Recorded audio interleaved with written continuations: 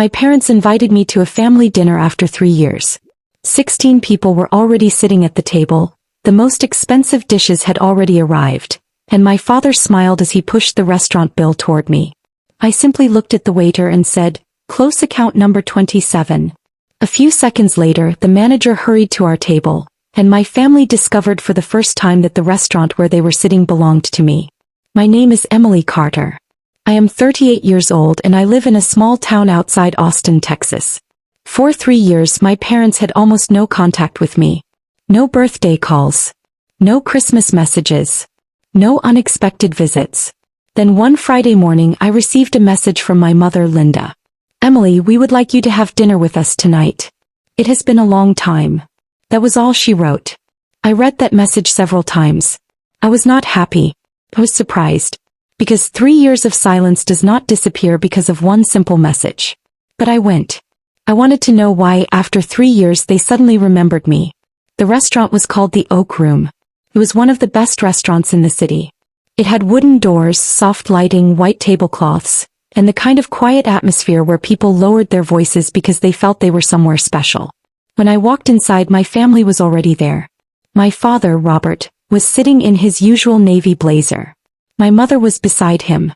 My older sister Sarah, her husband David, my 2 cousins, my aunt, my uncle, and a few relatives I had not seen since probably my grandmother's funeral. 16 people. Everyone looked at me. My mother stood up and hugged me, but it was not the same kind of hug she used to give me. There was less warmth in it and more formality. "You have changed a lot," she said. I smiled slightly. "So have you."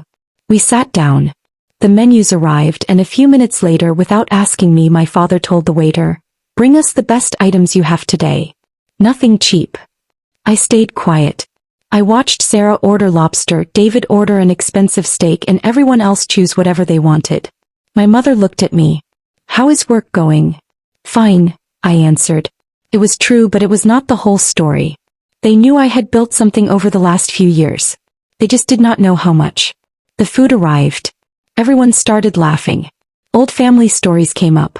People talked like nothing had happened. But I could feel that something was wrong. My father kept checking his phone. Sarah and David kept exchanging looks. Then dessert arrived. The waiter placed the bill in front of my father. He picked it up, looked at it for a few seconds, and then slid it toward me. "Emily, you are doing well now. I thought you would enjoy celebrating this time with the family." The table went silent. I picked up the bill. I looked at the amount. $4,368. Just the dinner bill. I looked at my father. "You want me to pay this?" He laughed. "Come on, Emily. It is for family." Those words sounded ordinary. But not to me. Because suddenly I remembered the day 3 years earlier when I had asked my father for help. At that time I was starting a small business. I had invested my savings, but I needed some additional money to secure a location for my first restaurant. I only asked my father if he could lend me some money. I promised I would pay him back. His answer was clear. "Emily, you always dream too big. Come back to reality. Running a business is not something you can handle." My sister Sarah had added, "Maybe you should just get a normal job. Not everyone can become an entrepreneur." I said nothing that day. I took a loan from the bank. I made the difficult decision to sell my house. And I worked day and night. When my first restaurant opened, I invited them. No one responded. When my second location opened, I sent another message. Again, no response. Then one day, Sarah told me that everyone in the family believed I had failed and was just stubbornly trying to prove something. I ended the call. After that, 3 years passed. And now they were sitting in front of me. My father was still pointing the bill toward me. I calmly called the waiter. "I need to speak with the manager." My father laughed. "Emily, it is not that serious." I did not answer. A few moments later, a man walked quickly toward our table. "Miss Carter." It was James, the operations manager of our restaurant group. The moment he saw me, he smiled. "You didn't tell us you were coming here for a family dinner today." Everyone at the table looked different suddenly. My father turned toward James. "You know her?" James looked confused. "Yes. She is our owner." Silence. The kind of silence where everyone has something to say but no words come out. James picked up the bill. "Account number 27, just as you requested, I'll close it." My father looked at me. "You own this place?" I simply nodded. Yes. I did not feel happy in that moment. I had not done this to embarrass anyone. I had only protected my own dignity. But after that night many things became clear. My family had not invited me because they missed me. They had invited me because they had learned about my success. 2 weeks earlier, a local magazine had published a story about my restaurant group. It included my picture, my journey, and how a woman who started with a tiny kitchen had built 3 successful restaurants. One of my parents' friends had sent them that article. Suddenly, I became important again. But the problem was that I was the same Emily they had ignored 3 years earlier. After dinner, my father came outside and tried to talk to me. Why didn't you tell us about all this? I looked at him. I did. You just never tried to listen. He became quiet. I opened my car door. Money was never the problem, Dad.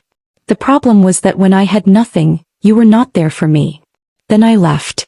After that night, my family started reaching out again. My mother said she only wanted to become close to me again. Sarah said she was sorry she did not support me. But I did not forgive them quickly. Because some wounds are not created by money. Some wounds happen when you realize people only value you after you become successful. 6 months later, my father came back to my restaurant. This time he came alone. He ate dinner, paid his own bill, and before leaving he came to my office. I am proud of you, he said. I looked at him. Maybe once I had desperately wanted to hear those words. But not anymore. Thank you, I said. That was all. I did not hug him. I did not pretend the past never happened. But I also did not hold on to hatred. Even today when I think about that night, I do not remember the $4,368 bill. I remember the moment when I finally understood that I did not need to prove my success to anyone.